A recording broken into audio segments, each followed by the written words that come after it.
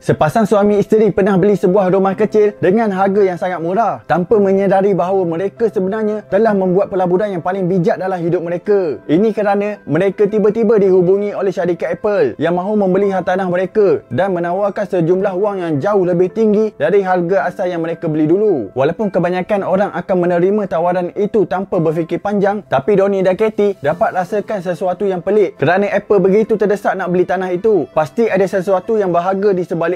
Dan mereka betul. Selepas menolak tawaran pertama, Apple kembali dengan tawaran yang lebih tinggi. Namun, pasangan itu tetap bersabar dan menolak tawaran tersebut sekali lagi. Sehinggalah Apple bertanya, berapa yang kamu mahu? Jadi, pasangan itu meminta 1.7 juta dolar untuk tanah yang mereka beli dulu dengan harga 6,000 dolar sahaja. Dan Apple terus bersetuju tanpa ragu-ragu. Rupa-rupanya, Apple sedang membina sebuah pusat data bernilai berbilion dolar berhampiran kawasan itu. Dan tanah milik pasangan ini adalah bahagian terakhir yang masih belum dibeli. Donnie dan Katie kemudian berpindah ke sebuah villa mewah, bersara dan menikmati sisa hidup mereka dengan tenang. Komen pandangan korang.